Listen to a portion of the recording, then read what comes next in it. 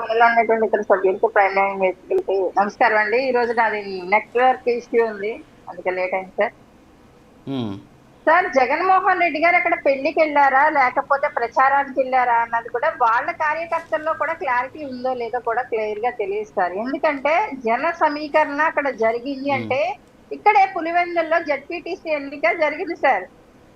ZPTC ఎన్నిక ఉమ్. జరిగినప్పుడు జగన్మోహన్ రెడ్డి గారు ఇదే బల ప్రదర్శన అక్కడ చూపించుంటే కార్యకర్తల్లో ఇంకా ఎంటైర్ స్టేట్ మొత్తం కూడా ఒక నూతన ఉత్సాహం వచ్చి ఉండేది. అది ఒక క్యాడర్ మేనేజ్మెంట్ లా కనిపిస్తుంది తప్ప క్రేజ్ మాత్రం కాదు సార్. ఎందుకంటే జగన్మోహన్ రెడ్డి ఉమ్, గారు 40% నాకు ఓట్ బ్యాంక్ ఉంది, ఓట్ బ్యాంక్ ఉంది అని అది ఎక్కడ చెక్కు చెదరకుండా అలా ఉందని నిరూపించుకోవడానికి ఒక బల ప్రదర్శనగా కనిపిస్తూ ఉంది. అంటే ఇవాళ మనం చూసాం సార్, ఉమ్. తమిళనాడు లాంటి ప్రాంతంలో ఏ ఓటు బ్యాంక్ ఉందని ఇవాళ విజయ్ గారు ప్రభుత్వాన్ని స్థాపించగలిగారు అన్నది కూడా మనం క్వశ్చన్ చేసుకోవాలి. అంటే రాజకీయ పరిణామాలు ఉమ్. మారుతూ ఉన్నాయి. ఏ పార్టీకి కూడా ఓట్ బ్యాంక్ అనేది ఎప్పుడు కూడా పుష్కలంగా అలా నిలబడి ఉండదు. ప్రజలు వాళ్ళ అనుకూలంగా వాళ్ళకి ఏ ప్రభుత్వం అయితే అభివృద్ధి సంక్షేమం ఇస్తుందో అటువైపే అడుగులేస్తారు తప్ప ఎవరైతే పనులు చేస్తున్నారో, ఎవరైతే రాష్ట్ర ఉమ్. అభివృద్ధిని కోరుకుంటున్నారో, ప్రజల అభివృద్ధిని కోరుకుంటున్నారో వాళ్ళ వైపే మొగ్గు చూపుతారు తప్ప ఓట్ బ్యాంక్ అనేది కూడా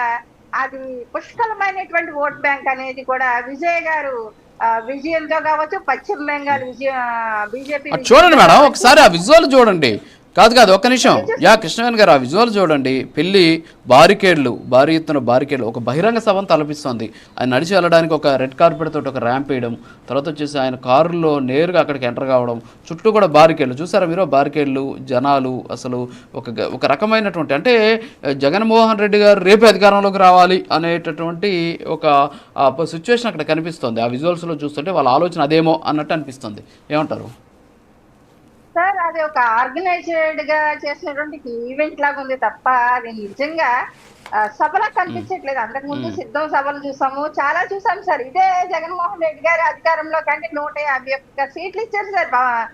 ప్రజలు, ఆంధ్రప్రదేశ్ ప్రజలు 151 సీట్లు ఇచ్చినప్పుడు ఆయన ప్రజల్లో ఇదే పవర్ తో ఉమ్. తిరిగితే బాగుండేది. కాకపోతే ఆ రోజు పరదాలు కట్టుకుని తిరిగినటువంటి పరిస్థితిని చూశారు ప్రజలు. ఈ రోజు ఈయన పెద్ద ఉమ్. మళ్ళీ జనంలోంచి పుట్టుకొచ్చినటువంటి జననాయకుడిగా ఈయన నిరూపించుకోవడానికి కొత్తగా పాలిటిక్స్ లోకి వచ్చినటువంటి వ్యక్తి కాదు సార్ జగన్మోహన్ రెడ్డి గారు. అది ఆల్రెడీ ప్రతిపక్ష నేతగా పనిచేస్తున్నారు. అలాగే అధికార పక్షాన్ని కూడా ప్రజలు ఇచ్చారు. వాళ్ళు 11 ఇచ్చి కూడా కూర్చోబెట్టినప్పుడు కూడా అసెంబ్లీకి వెళ్ళి ప్రశ్నించకుండా ఇలాంటి అంటే ఒక మేనేజ్మెంట్ గా ఒక ట్రిక్స్ తో చేస్తున్నటువంటి పరిస్థితులు చూస్తున్నాం సార్. ఎప్పుడు ప్రజలకు కావాల్సింది ఏంటంటే అభివృద్ధి కావాలి, ఉద్యోగాలు కావాలి, అలాగే రైతులకి భరోసా కావాలి సార్, పరిశ్రమలు కావాలి.